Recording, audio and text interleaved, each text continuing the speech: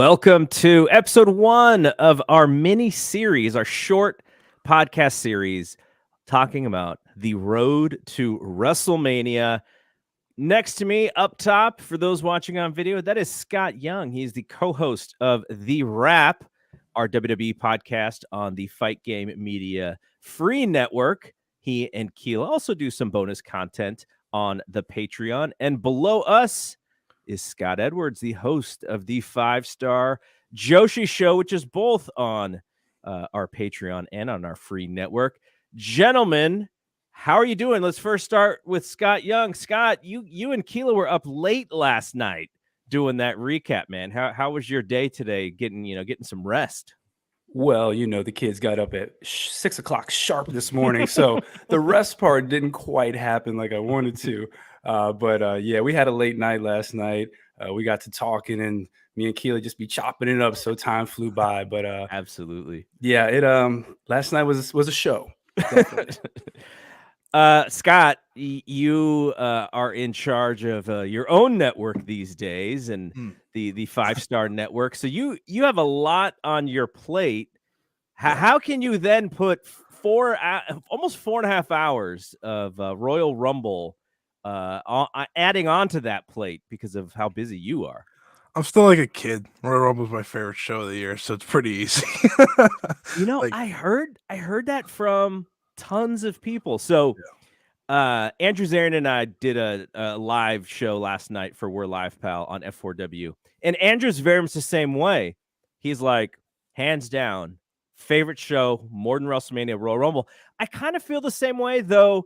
The current version of the Rumble with 2 Royal Rumble matches, it's a little.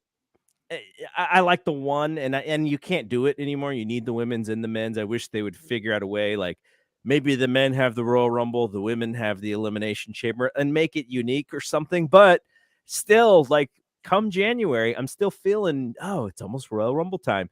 And the other thing, I don't know if you guys saw this, but lapsed fans or people who don't really check in with wrestling too much, for whatever reason, the Royal Rumble is that show that they check in on. I had a buddy who actually one today and one yesterday, just checking in on stuff and going like, oh, why did this happen? Why did this happen?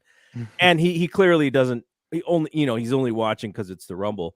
No. And even my son, who's into MMA, he's not really into pro wrestling anymore. He's like, hey, what time's the Rumble? And I told him, and he's like, oh, when is the actual Rumble match? And I was like, well, the guys' match is already over. So they started the show with it last night. And he thought it was going to be the main event. So he thought he had tons of time to check in. He's like, I'm good. Cody won. Fine. It's fine. So like, it's so interesting how people are checking in. And now with Peacock being in, I think they said 20 million households, there's more people with the opportunity to watch that show. Overall, we'll go Scott Young first. I know you and Keela recapped it on the Wrap, and people can go listen to that on the Fight Game Media Network. But like, were you happy with the outcomes there on that show? Yeah, I was fine with the outcomes. I think the way we could have got to the outcomes could have been done a little bit differently. I think the whole Cody Rhodes coming out at 30 when Gunther, was the one who started the match, when it should have been Cody who started the match, the babyface overcoming the odds. Then Gunther comes out at 30. Just stuff like that. The way they got to the results, I think, could have been differently, but I was okay with all the results. So my theory on why Cody had to be 30 is because they didn't want people thinking Sami Zayn was going to be 30. Yeah, that makes sense. Yeah. Didn't want a Rey Mysterio thing, right? Exactly. Poor Gunther comes out and people just, well, I mean, he's a heel, so who cares? But what about you, Scott Edwards? I was thinking the same thing as both of you, and then I also thought how I found it odd that Rhea Ripley and Cody were in like the reverse roles of what I would have expected. Kind of like with Gunther, how you brought it up, it's like the heel, outlasting everyone, going from one to winner. That feels like the Cody Rhodes road. So it's very funny that it didn't happen that way. So I definitely agree that like it was an odd way to do it, but overall I was entertained the whole night. So that's kind of what I'm happy with. When we were, well, I'm much older than you guys. I'll say when I was a kid, they would kind of keep the worker in the match early and like extend it. Like you'd see Tito Santana is like in early, and then he's in there late. $1 Million Man's in there early. Flair is the best one, right? That was the iconic one.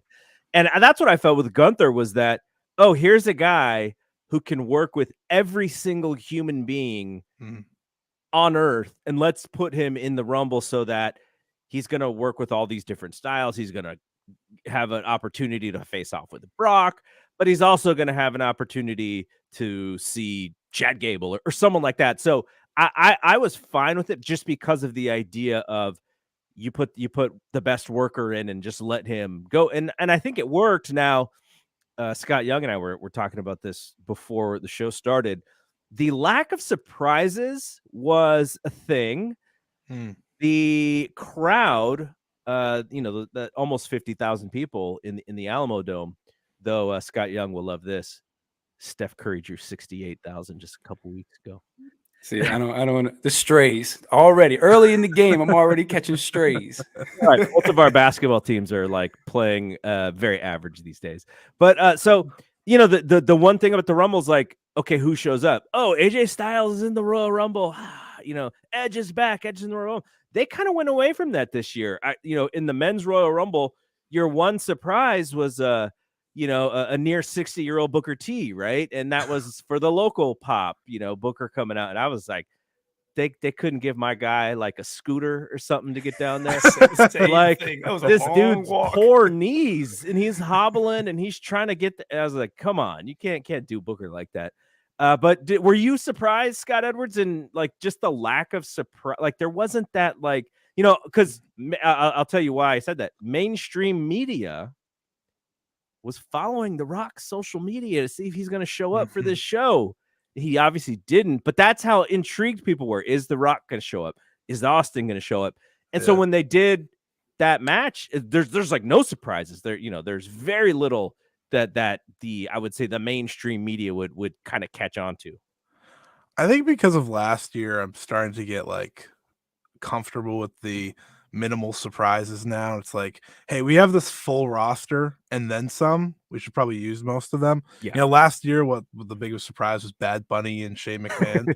So it's like, I could take it being Edge and Booker T and Logan Paul this year. Yeah. As opposed to that. Because at least with Logan Paul, it's like, yeah, he's going to do something crazy. Booker T got the pop and Edge got the pop too, obviously. Yeah. I mean, he's Edge.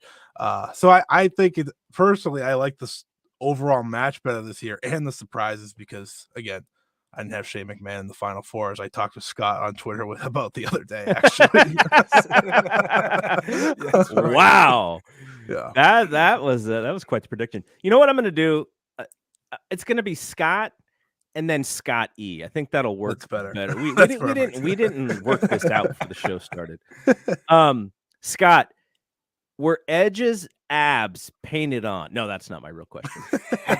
The dude was in great shape. Holy cow. That dude was in great shape. For the women's match, they did the story with Rhea, and I think they don't have the same amount of really good workers on the women's side, and that's just sort of evolution. They've only really paid attention to having women's wrestling for less than 10 years. So as the brand grows and as there's more women wrestlers being created, that it'll get better, but still the depth is an issue. So when you have Dana Brooke coming out there and having to do spots and they're like really bad, and I'm worried about people getting hurt. And that's not shade to Dana, but she just is not. She's not on Raw wrestling for 15 minutes each week, right? So she's doing, whenever she's on TV, it's like short matches. So she doesn't really have the gravitas to do good stuff. And I think that was a lot of it. But they had opportunities like Roxy. I thought, she could have came in really early, and they could have used her to kind of stretch it as well. But they were into for the short pops. Let's bring and there wasn't even the normal Tori Wilsons and the Trish Stratus and the Bellas, like those nostalgia pops weren't there in that match either, but they did use their talent. So I think, for that match, while probably not as good of a wrestling match as the men's, it still told a fine story. And, I was very happy to see Rhea win that match. Scott E, was there anybody else that you thought possibly had a chance to win that match or would have been as good of a winner as Rhea possibly was? I think the new version of Asuka would have been the only other person I was like, yeah, you know what, that'd be cool. Okay, Otherwise, can you explain this? You're the perfect person to talk about this because she went back in time to her previous character with the face paint. Because all I saw on social media is Kana. Was it Kana? Is that how they pronounced it? Yeah. Oh, it's Kana. And I was like, oh, what is this? And then I kind of started to read back and was like, oh, that's what her character was early in her. So explain this to people who may not have been knowledgeable about this subject here. Yeah, so before she, came to WWE, dominated NXT and all that, she went by Kana in Japan, and she was one of the more dominant and dangerous and exciting Joshi wrestlers around that time. Like if you look at the 2010s when Joshi was kind of flat in Japan, it was just starting to get started with like Stardom coming through and whatnot. Kana was kind of the main figure in that, kind of like Emi Sakura in AEW, for example. But she was very violent, and like that face paint, that was like her alter ego in a lot of ways. It was like, killer clown type thing, as everyone saw with the reveal. So I think that's where really people got excited, just because she's going back to her roots with that look. And I think I personally think, based off the Asuka I'd seen last year, it's an exciting new route for her because, she was doing the mist, of course, for the longest time and kind of being comedic at times. I think it's a good way to make her serious, and whether you need her as a babyface or heel, it should work really well. So Rhea, Liv Morgan, Asuka near the end there. There was, I would say, if the only thing that I can say negative about the match is probably I think Rhea got put over strong, which was fantastic. But I'm not sure anybody else really got something. I like Gunther in not winning. Still, he's probably the second or third person you think about in that match. Am I missing somebody, Scott? Who else do you feel got over outside of Rhea Ripley in that match? I thought Liv Morgan had a really good showing, and she was actually somebody I thought could win because there's still a story she has with Charlotte Flair. When she went away the first time, that was with Charlotte Flair. So that's why I kind of picked her. Her and Raquel were forming this friendship. She could turn on her the night after WrestleMania. That was kind of my thinking with it. And I thought she looked really good. Like she lasted all the way with Rhea, which is a feat in and of itself. I thought Asuka came away looking good. Like the different persona came off really well, and she lasted to the final three. Her not being eliminated was a nice fact that the announcers threw out there because she had only Rumble she was in, she won. Yep. So I thought Liv and Asuka had real good showing. And you know what? Raquel looked good too. For the most part, she looked good. That's a good one. That's a good one. And the crowd was with her. I thought that was real important. When she got thrown out, there were boos, legit boos, which I thought was real telling that I know it's her hometown, but she's still getting over. So I thought she was another one who had a good showing. All right. We buried the lead a little bit here by not talking about this Bloodline angle, but I wanted to kind of set the tone with Cody and Rhea and just the overall interest. And my friends who are casual lapsed viewers, they thought the Bloodline thing went on way too long. And I thought, if you eliminate the Hardy performance and you eliminate the Pitch Black match, this would have been a perfect time. Unfortunately, they didn't do that. But man, that was so compelling. This is a little bit of an aside, and it's really just me trying to get, I had something on my chest I need to get off, which is throughout that show last night, the Bloodline angle. If you did not like the Bloodline angle, completely fine. But I like when AEW first started. My main thing in a lot of the groups that I'm in, and unfortunately I'm still not allowed to get back into my own Facebook group because Facebook and its draconian moderation and not even telling me what I did wrong. But originally when AEW started, it was a lot of WWE fans going like, I'm not interested. It's not going to last. they're going to suck. WWE's the only thing. And I was trying to tell those guys, like, look, WWE is on a treadmill right now and probably going down. This competition is going to help WWE because they're going to have to improve their product when you're competing against a group. And it's a little upstart group, right? Like they started and then they got hot and they're kind of back down a little bit. But those WWE folks who are just like, oh, I just want them to die. You know, they're sort of taught by Vince in the WCW timeframe. And so now that AEW exists and has had a good run for almost 4 years now, I started to see a little bit on the other side, which is a lot of these AEW only fans going like, oh, the Bloodline, how predictable, so long. Of course, Sami's going to like. And so I almost feel like saying the same thing to these AEW fans, which is like, you could not like the product for sure, but you can't try and dunk on WWE when they do something right. When they do something where the payoff, and it's not even the payoff because we'll get the payoff, you know, at the Elimination Chamber or WrestleMania.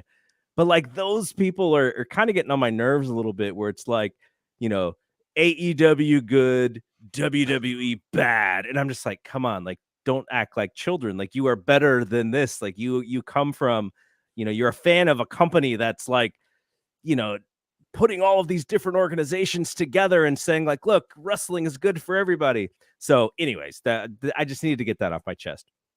Okay. So this storyline, we get to see the end, at the end of this show, Roman beats Kevin Owens. There's a little bit of frustration with Sami because he knows that Kevin's not going to quit. And that just means he's going to take more punishment than Roman, you know, wants Sami to get involved, and he's a little hesitant. And finally, at the end, when he beats Kevin, now it's time for everybody to beat him down. And Sami is reluctant. You know, Roman, you're better than this. It's beneath you. And then he turns his back to Sami, and Sami bashes him with the chair. And then everybody except for Jey Uso beats up Sami. I thought it was great. I'm so interested. I'm so intrigued in what Jey Uso does here, even more than Sami. Like the Jey Uso piece of this has me so intrigued. So, Scotty, what is your takeaway from that? And did you enjoy the end of this show last night? I thought the end of the show was great. It's the reason this match goes on last to me. Like, there needed to be something. It either needed to be, you know, The Rock walking out there or Sami making that turn. And I thought Jey Uso walking out the way he did was the perfect cherry on top to bring it from great to special in a lot of ways. Because if people pay attention to this entire Roman Reigns story, Jey Uso is the first person he belittled and, you know, attacked and fought in all of this to make him join the Bloodline and get the Bloodline started. So the realization and maybe my favorite part was Sami hitting Roman, looking at Jey and just kind of accepting his fate. Like, I'm sorry, I had to do it. You know, that's my family there. And it's like, it's almost like Jey Uso realized, like, man, my family doesn't treat me like that. Like my family lets me get beat up and, you know, they don't back me up. Roman runs away. And I was like, that's the perfect little part of storytelling. I mean, Sami was great. Kevin was obviously great, you know, in the match. And then the aftermath of just getting beat up. And I thought it was the perfect, like, this is like the peak. And now anything after this is like even more must see TV, even though I tune in no matter what. Anytime Roman's guaranteed for TV, you got to tune in because you know that's the next big chapter. And I'm excited for what's next. Yeah, it's a great point. I think the Raw anniversary show with that commercial-free first hour was genius marketing. Yeah, it worked so great to get that number up huge for people to be interested even more in the Bloodline. And then, like you said, Roman is must-see TV. You know, I'll even go to the extent of Paul Heyman and the group. If I don't have time to get through all of SmackDown, I'm zipping through to make sure that I can watch those segments because they're great. Scott, I know you have been, you and Keela have been tracking this thing since the beginning of the wrap. Were you happy with the climax of that situation? Yeah, I thought it was a great chapter that they told right there. The reaction that they got was very telling. I mean, when Sami laid that chair into Roman's back, that was a deafening reaction right there. That's a reaction that will be played over for years to come, I think.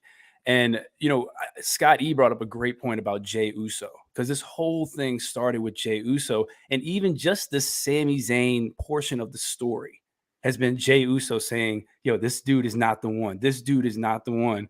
And, Sammy's been able to win him over. And it seems like they formed a genuine bond, a genuine friendship that they've shown on screen. The whole time where they were trying to break each other on screen added so much to it, just made them seem like this is a real family out here. They just out here having fun, when they're clowning around. But when they need to get serious, they're going to go take over.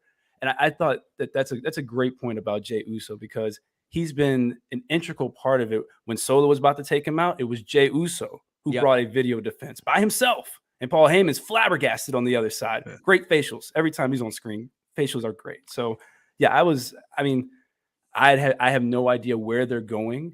And I think that's the best thing you could say about a storyline. It's fascinating to me. And by the way, folks who've chimed in and are watching us live, if you have any comments, throw them up and we may display them and talk about them, or if you have questions as well. The whole aspect of Jey Uso is fascinating to me, because I think where people think we're going here is Kevin and Sami versus the Usos at WrestleMania. Now, it sounds like we're going to get a Roman and Sami possibly at Elimination Chamber as well. But what if Jey is not with his brother? What if they split? Because I imagine, if he gets back in, he's going to be the whipping boy again, right? Like, how can you walk out on these guys? And maybe this whole thing is also about Jey Uso, becoming a babyface and splitting away. Like, that's on the table, it looks like, based on the creative and based on how the fans reacted to him. Like, if they didn't react to him leaving like that, then I could say, they don't care about him enough. But man, they reacted to him, right? Like, and he was great in the whole thing too. The other thing about this that is fascinating to me is Sami Zayn. This whole thing was supposed to be like a 3-week little situation here.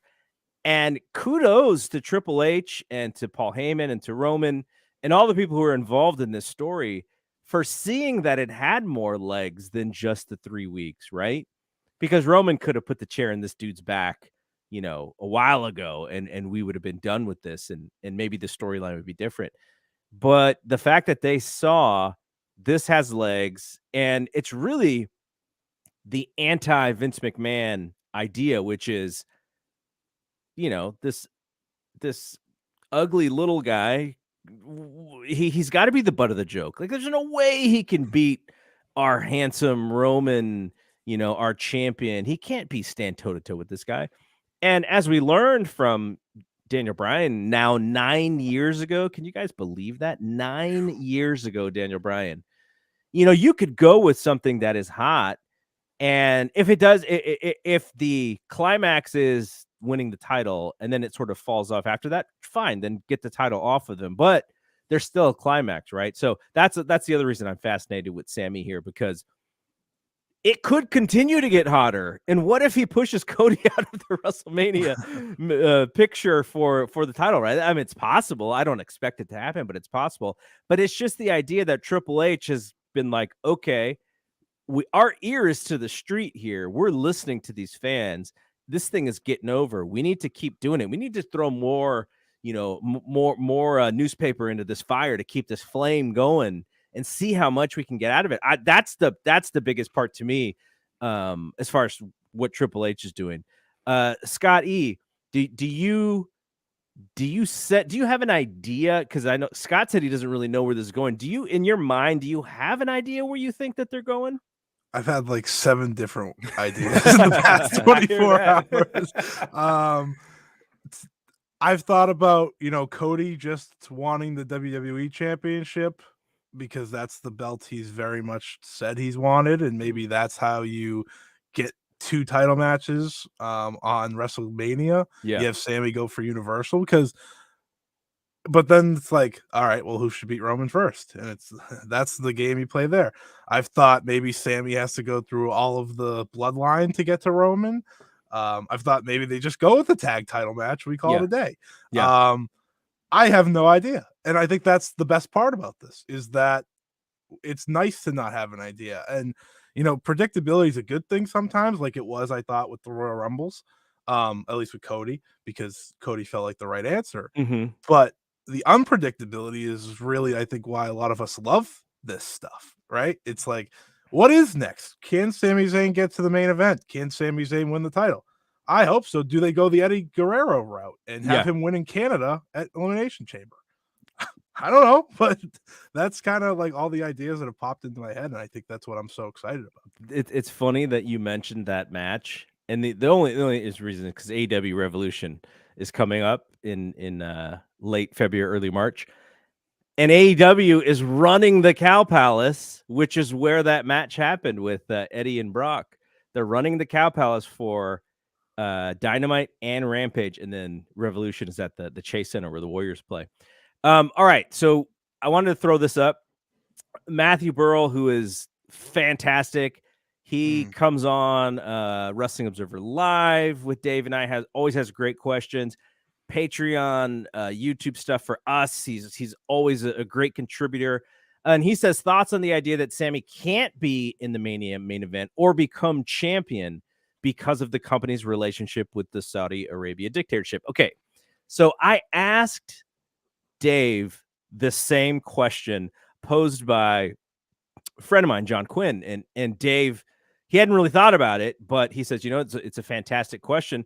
It could absolutely 100% be a hurdle because Sami has not been on any of those shows.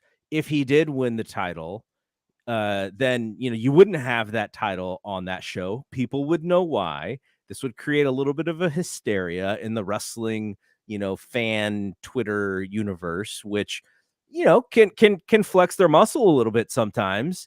And so 100%.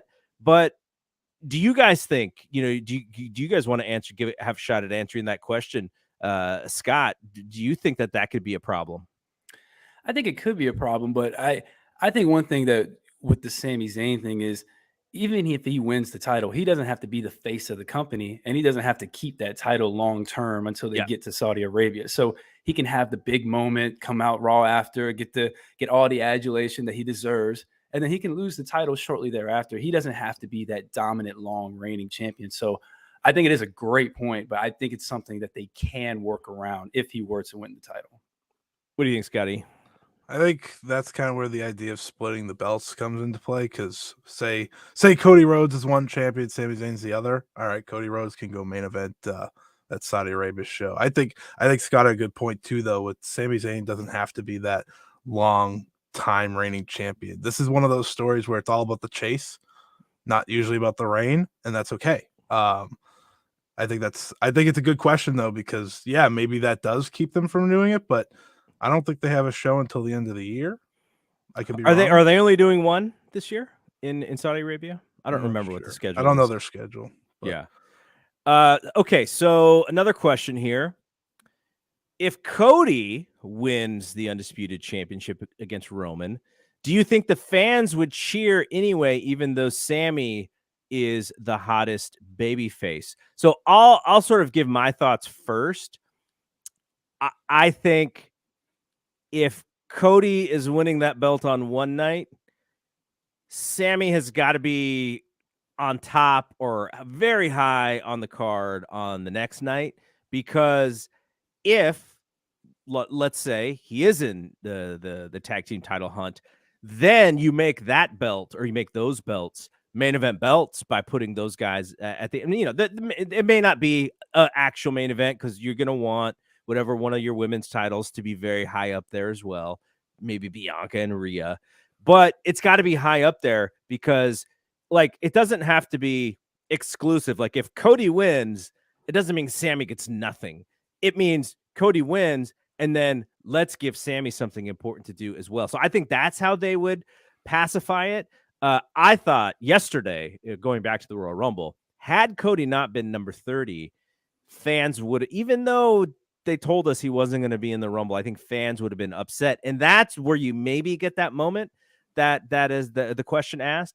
But ultimately, I do think they'll be able to pacify the fan base who are behind Sami, right? Like I think the fact that Sami is in important stuff, I think that will be good enough for the fans. If whatever happens at Elimination Chamber, we'll see what happens there. Who knows? Maybe he's in for bigger stuff that they could see. But I think that's where we got to watch the TV as far as just the week to week. But do you guys have any thoughts on that question? As far as Cody, I think the reaction he got at the end of the Rumble was very telling. I thought he got a real positive reaction, which I thought maybe that goes more to Gunther, if anything. I don't know, but it was a very positive reaction. And I do think when we get that Roman Cody face to face, I think it's going to be magic. I don't think it'll be anything to worry about. Yeah, I was kind of thinking the same thing. I might be bold by saying Cody's like bulletproof right now, but he's as close to it, I think, as a top baby face can be.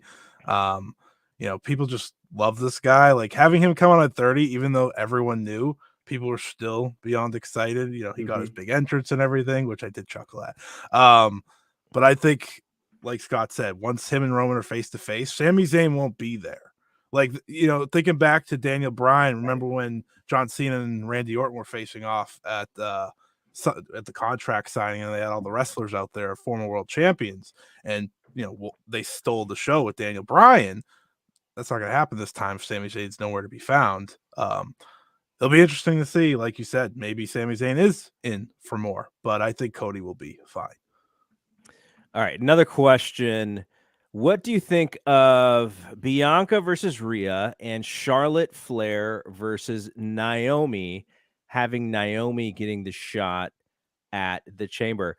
So I don't know where Naomi goes at this point. I mean, we know what Sasha's doing. Sasha is wrestling in Stardom. She's wrestling at the San Jose show that I will be at in now about 3 weeks now. She'll be wrestling her first match against Kyrie. And so I don't know what happens to Naomi. It's a little weird to me, to be honest, about Naomi, because I mean, shouldn't she be in the Bloodline?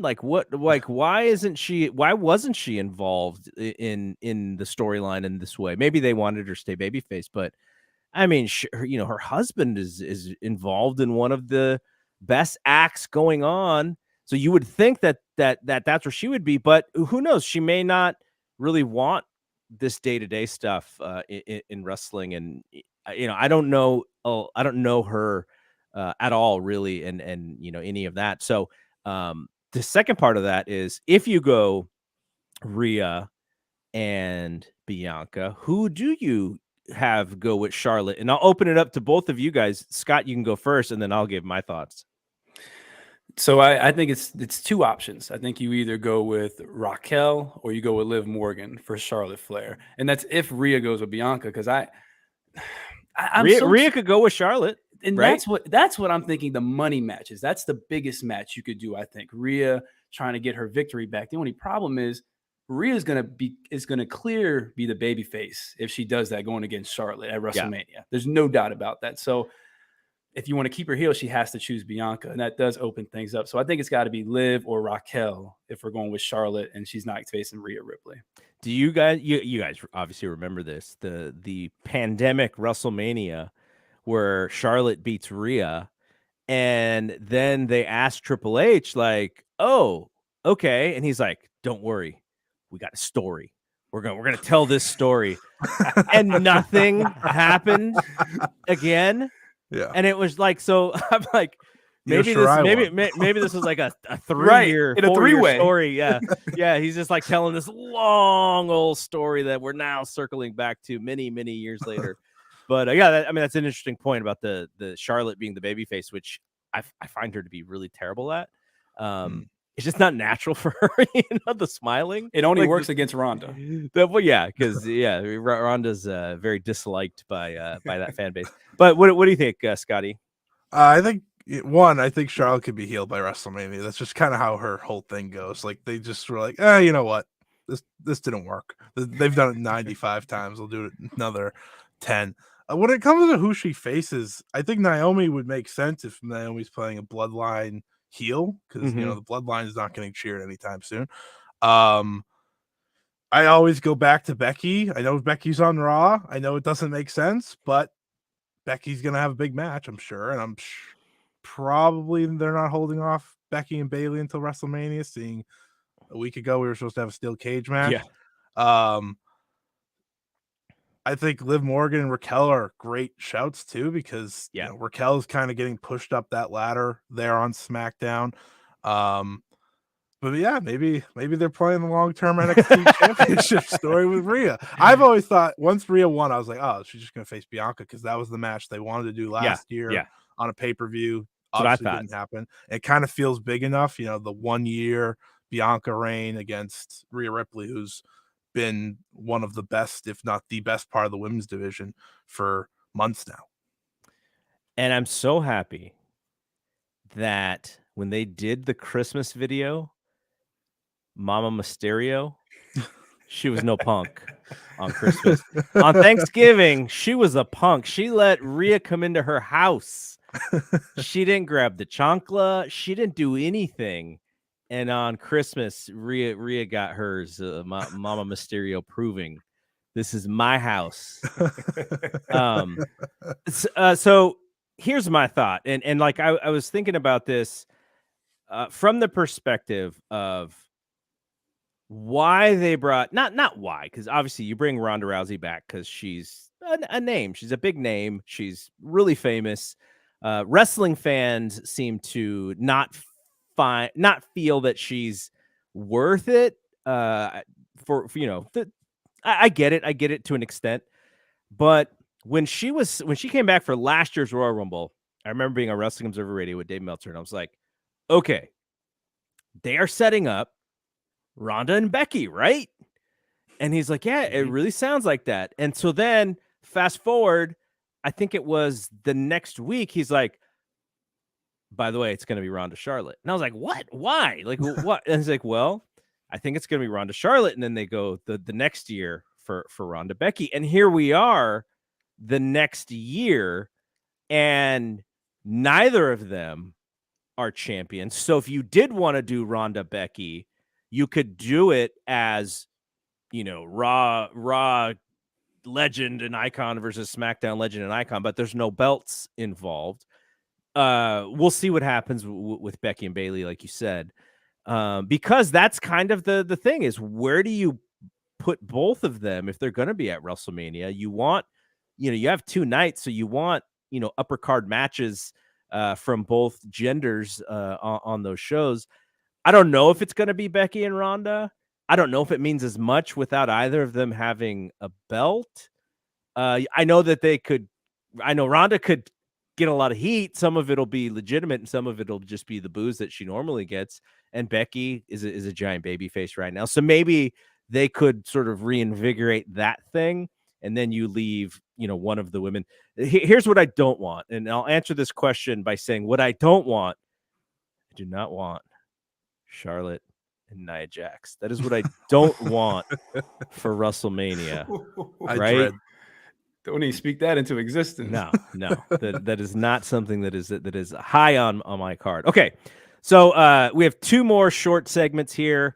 And this is what we're going to do at the end of each show, is to just kind of line up what we think some of these matches are. When some of these matches actually do get inked and are actually put on paper, I'll have a graphic and we'll be able to show them. But since there's nothing really on paper yet, we'll just kind of speak them through. And here's what we sort of think is happening, or where these things are going. So we've already talked about Bianca and Rhea. That sounds like it's pretty logical. It sounds like 2 women who are sort of peaking when it comes to, where they are, their fame, their wrestling stuff. On the women's side, Charlotte and whomever, will still see that play out. Seth Rollins, in my opinion, he is the single most valuable wrestler when it comes to, I need a good match. I need a good program. Who do I want to put this person with? Well, put him with Seth because Seth is awesome. I originally thought that we might see Seth and Austin, but we haven't heard anything about Austin, right? We haven't heard anything about Austin. Who knows if he's going to be on this show? I just thought they could follow a little bit of the same thing that they did with KO last year, but then they turned Seth babyface. He's still kind of a dick, but he's a babyface, and it doesn't sound like that would be what they're going to do. In this match last night, who throws Seth out of the ring? None other than the owner of one of the most valuable Pokemon cards out there, Logan Paul. And when they put that match in my mind, I thought, it's really smart to put a young green person like Logan Paul in with someone who is going to know how to carry him to a fantastic match, just like Roman did in the Saudi Arabia show. Do you guys sense that is where we are going? Is it Seth Rollins and Logan Paul? Is that what we were shown last night? Yeah, I think so. I think that's the way to go. And let me just throw this out there about Logan Paul. Anyone who is able to get a 4-star match out of Mike the Miz these days, okay, deserves all the love, all the flowers, and whatever match he wants. So that's your boy. And listen, I'm a big Miz fan, but it is what it is, okay. But yeah, I think that's going to be a great match. And honestly, Keelan and I on the Rap made some bold predictions, but we think he's got a shot at a 5-star match. Sounds crazy, but he's there with Seth Rollins in the mix. I mean, he got 4.5 with Roman. He got 4 out of the Miz. Yeah. Miz didn't get 4 out of him. He got 4 out of the Miz. Okay. I think Rollins can get 5 out of Logan Paul. That's interesting. Yeah. Well, I mean, hopefully they'll have enough time to really go out there. But yeah, he's has an interesting personality too, because in one end, I am amazed at his athleticism and how quickly he has adapted to the game. And then on the other hand, he's got like one of the most punchable faces out there, right? Like he just looks like somebody at school. If you're in high school, you're just like, you see that guy right there? Giant dick, right? Like he just seems like that guy. But Scotty, what do you think? Yeah, I think that's the way to go. He has toxic heat. I figured that out during the Rumble when people booed him out of the building after getting rid of Seth. And I was like, well, there you go. There's your match. I didn't know Logan Paul was going to get the Sheamus gimmick of banger after banger, but that seems like where we're going, which is great because he's phenomenal. He's already to me like the best celebrity to step in a ring. I still don't know why he's famous. Haven't figured that out yet. I just know his brother's famous for boxing. But man, he's so good. Seth and how over he is as a babyface. If you're not going to give Seth the title match with Cody that was rumored once upon a time, give him the other big heel that people hate, which is the celebrity who comes from the outside and puts on a show. Because, I mean, I thought Logan Paul and John Cena was an idea just because of the Hollywood aspect. But if you want Logan Paul to put on, like you said, like a near 5-star, depending how much time they get, this is the one to do. I mean, it intrigues me. It's like that one match you look at on the show and like, well, at least I know that's going to be awesome, just in ring wise. And I think that's the way to go. And it gives Seth some shine too. I mean, he gets a big match after his big year still. You know, if I had an opportunity to ask Logan Paul one question, you know how they did the fake press conference last night. I guess it wasn't fake, but some of those questions left a lot to be desired from what I saw. If I had the opportunity to ask Logan Paul one question, it wouldn't be about his wrestling. It wouldn't be about fighting Floyd Mayweather. It would be, can you help me with these YouTube algorithms, bro? You know, you're so good at YouTube. Can you help us get in the algorithm better? That's what I would ask him. That's how he's famous, right? Is he figured out how to reach young people on YouTube, and back in the days, and that he's even more than YouTube famous now. He's one of the few who've sort of branched out of that YouTube fame to actually become semi-famous regularly. All right. So the other match that we think is going to, by the way, if not Seth, it could be Ricochet, right? Because they did the spot in the middle. So if something else comes up with Seth, then maybe they do the Ricochet thing. But okay, Brock Lesnar. He caused Bobby Lashley to lose the match to Austin Theory on Raw last week, and then he comes out on SmackDown and he says he's going to be in the Royal Rumble. He's in the Royal Rumble. He looks like he's about to lead the night in tossing dudes out, and then he himself gets tossed out by Bobby Lashley. So are we going to see Lashley and Lesnar again at WrestleMania, or do you guys think that's an Elimination Chamber match and Brock has something different going on at WrestleMania? Scott, go for it.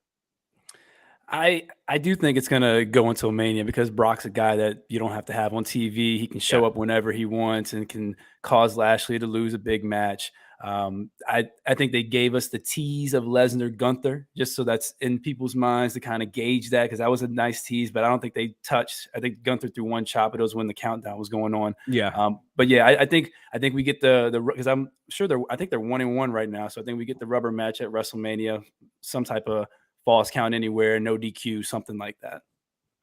What do you think, Scotty? I think the same. I also just want to give credit to Brock. You know, some people hate Brock. I don't get it. This guy goes in there for 3 minutes and puts on an absolute show. It was like the most entertaining part of that Rumble up until Gunther was too, just the whole show. But I was like, he went in there, he wrecked some guys that no one cares about, so that's great. And shots fired, Santos Escobar. Sorry, I'm just saying. A hell of an elimination too. He did. And then Bobby comes out, he puts Bobby over like perfectly, and then he beats up Baron Corbin. Like, how can I not love Brock Lesnar? He did everything right. And he must see money with Bobby. That's why we're going for number 3, and it should be great. We haven't had a clean finish yet. You know, they've done the Roman thing the first time, which was Royal Rumble last year, I think. And then he went back in. And then, of course, like Bobby had him in the Hurt Lock and Brock just rolled over to escape and pin him. So let's get a clean finish at Mania. It sounds perfect. Just 2 guys going at it. Yeah. What should that stipulation be? That's interesting. I didn't even think about how do we get a clean finish out of this? And maybe we do put some sort of stipulation in there. But that'll be interesting to see what they do. Yeah, exactly. Right? That'll be cool. It's not a bad idea. It's not a bad idea at all. I don't know how you get that at WrestleMania because the fight pit's like a big, huge thing. Yeah, but it'd be awesome. You got to figure out how to do that. No, that's good. That's a good idea. Okay. Here's another one. And this was my next one, which is the question here: does Austin Theory versus John Cena? If it happens, is it just going to be a straight singles, or is it for the U.S. Championship? And if I'm assuming that one John Cena is here to put Austin Theory over in a great performance, you could make it for the U.S. title. That's a title that John Cena has, he kind of made that thing famous a little bit for WWE in his time. Maybe he busts out his old spinner version and puts it out there to just make us remember the old days. But yeah, I mean, I think if it's Austin Theory and John Cena, and Austin Theory is still a champion, he should that title should definitely be on the line. What do you guys think? I mean, I agree with you, but for me, if Cena's going to go after a title at WrestleMania, it's got to be the IC title, the one title that he's never held. And I think there's a great story to be told there of Cena be like, there's one thing I haven't done, and that's go after that IC title. So if he does go after Theory, I don't think the U.S. title is involved. I think he causes Theory to lose it at some point to somebody on Raw. But me personally, I would love for him to go after the IC title. I think there's a great story there to be told. Yeah, I don't think the title needs to be in there.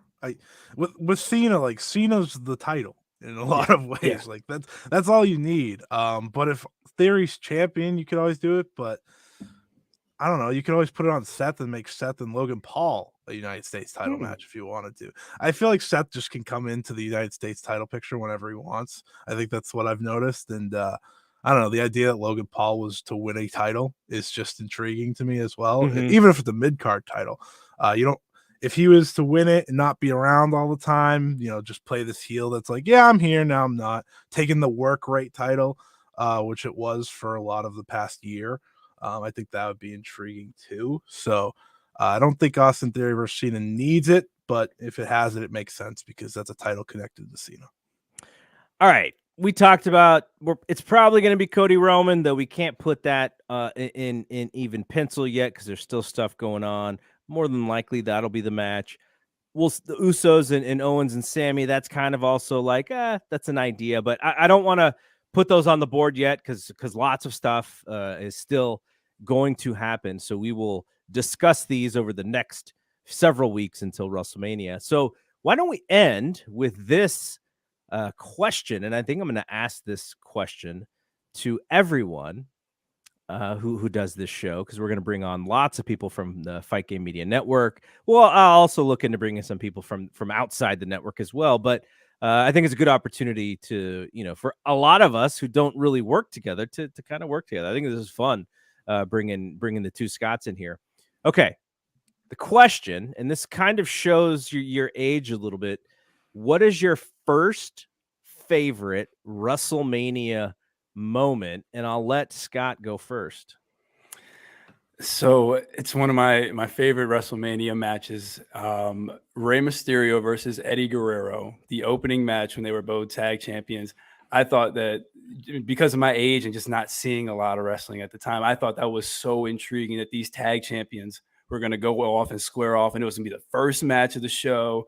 They went over the history that they had too. So for me, that was a really cool moment that always sticks out when I think about some of my first WrestleMania moments. And here we are, fast forward 18 years, we're back in LA, and now Orale Vato Dom Mysterio is gonna face off against his pops, right? Like right. that's kind of a nice little circle for you. Yeah, no doubt. And I don't have a lot of faith that this match, Dominic versus Rey, will be anywhere near as good as Eddie Guerrero versus Rey Mysterio was. I hope so. I just don't have that confidence yet. I think Rey is going to do his best to make sure that this is good. He's going to pull out the extra strength icy hot for the knees. Right. And he's going to Rey's still a pretty genius wrestler, so I still think it'll be good. All right, Scotty, what about you? WrestleMania 23, Jeff Hardy jumping through Edge in the Money in the Bank ladder match. I think that kicked off the show, and I will never forget because, at the time I'm like, oh my god, is Edge alive? I was just in pure shock that just happened because Edge leaves, and I think Mr. Kennedy ended up winning, which is what a blast from the past. Think about that. Yeah.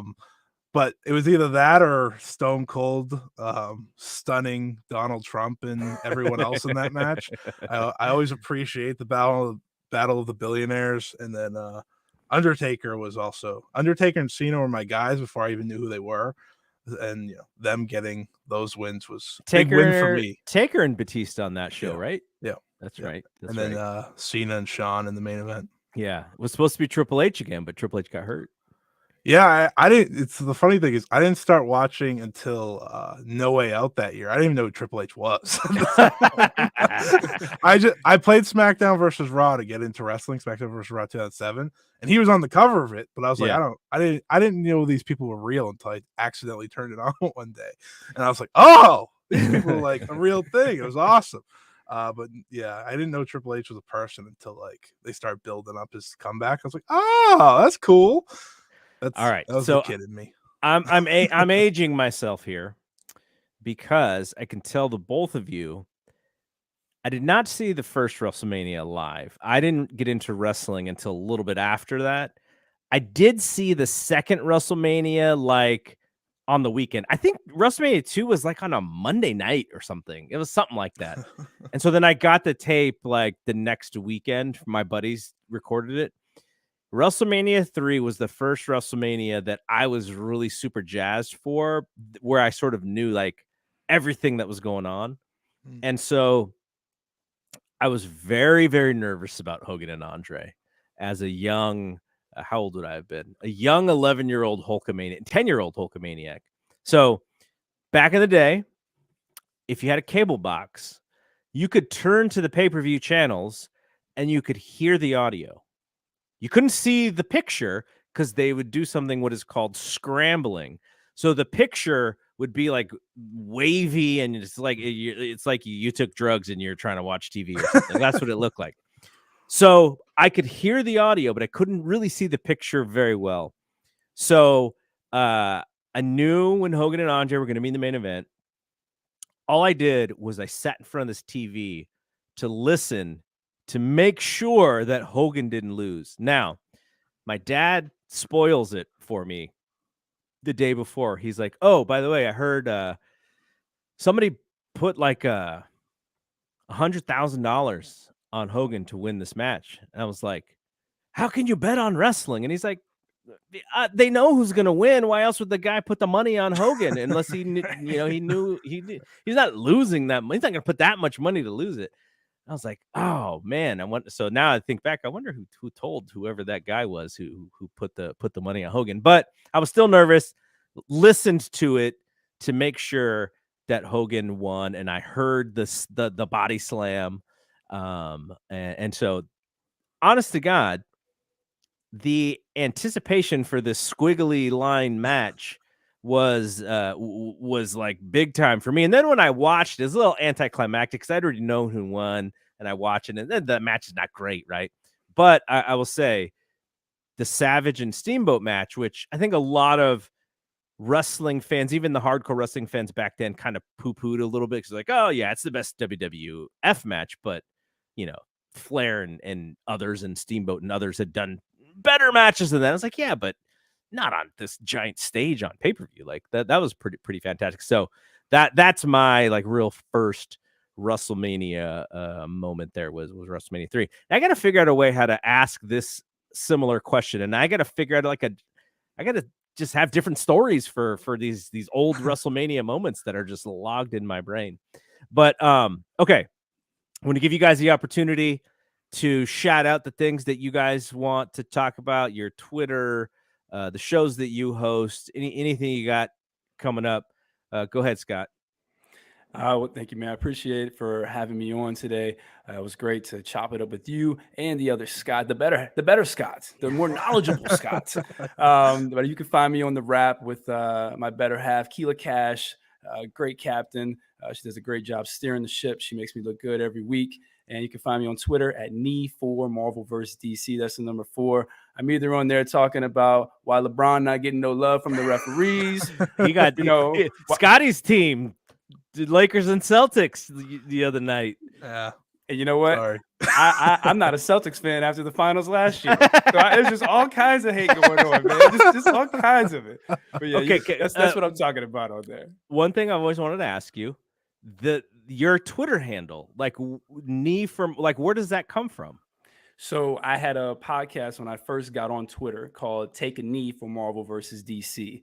And it was me and my uncle, and we were kind of tackling, nerd stuff from a Black perspective. He's a Black skater. That's, you don't see a lot of those. And I'm a biracial guy, you know, so we both have different perspective on things. So that's kind of where that handle came from. Was my first podcast was Take a Knee for Marvel versus DC. Oh, that's very interesting. Okay. So, there was one other thing I was going to ask you about. It may come to me later, but Scotty, go for it. One, thank you for having me on. I was happy to be on the first episode. Now I set the precedent here, right? Yeah, there you go. That was the whole goal. But thank you for having me on. You can follow me at Scott E Wrestling on Twitter. I host the 5-Star Joshi show, like Garrett said, on both the free feed and the Patreon. Patreon's a little more in depth second half usually, unless I forget and Garrett might get mad at me. Otherwise, please also check out the 5-Star Network. That's something I'm working on, kind of trying to highlight the niche side of pro wrestling more than just WWE and AEW, because I think a lot of people have that covered. I think I think that's covered perfectly by the top dogs. So that's kind of where I'm working for. I also write for Fightful, but I mean it's not a small thing to talk. No. Are you doing video stuff for them too? Well, I did one thing. I did the Wrestle Kingdom review. Okay. Right after, which was bold because I was exhausted. Oh my God. As someone on the East Coast here. Yeah. But mostly I have like a I hear you. Japanese coverage podcast. Yeah. Yeah, but that I'm doing a little bit of everything. All right. Well, now I remember the thing I wanted to shout out Scott about was he's on video now, which is fantastic. He's got his setup. I know in like internet what was an issue back then, but that's been cleared up. He was very clear. We could hear him, we could see him. So can't wait to do more video stuff with you because this is awesome, man. Well, I think I'm just fortunate Rey Mysterio didn't try and jack my feed like he does on the rap every week. So, booyaka. And yeah, he booyakas me every week. And last thing, since Brian Coleman popped in late here, he said Randy Savage beating Ric Flair is his WrestleMania moment. And yeah, that was a fantastic one. I'm still bitter that we didn't get Hogan and Flair for that WrestleMania, though. Like, it was like on the table. It was, and like, it's probably one of the first questions when I got to know Dave Meltzer really well. It's like, okay, how come they veered off of Hogan and Flair? It's like, they promised Sid the main event the year before, so they were never going to do it. It was just a way to get to what they were going to do. And I was like, oh, why did they screw me like that? That's the match that I wanted to see. All right. Thanks to both of you. Check them out. This was the first episode. All of the episodes will be live streamed on YouTube, and they will be on demand for anybody who want to watch them. But the audio, we're going to put the audio on the Patreon, so all the audio will be on the Patreon. For this very first show, we're going to put it as a preview in the free feed. So if you like what you hear and you're listening to this in the free feed and you want to hear more, you want to hear all the Road to WrestleMania storylines, maybe you don't have time to watch TV, maybe you're listening to Keela and Scott break down the shows, then you come to us and we're sort of laying out the roadmap to WrestleMania. But patreon.com/Fight Game Media is how you find all of the audio. And we have tons of audio on the Patreon. We have tons of audio on the free feed. So we're covering tons and tons of stuff, and we're just going to continue to roll out podcasts. So hopefully you are checking us out. And if not, give us a shot, because I think you'll be pretty happy. Like I tell everybody, if you only like one or two shows on the free feed, great. Delete the other ones. Like you can, download them, delete them. Oh, nope. I only like 5-star. I only like the rap. Listen to those. And you're like, I could take or leave Justin Nipper and Fumi Saito. That's our most popular show, by the way. That's why I use them.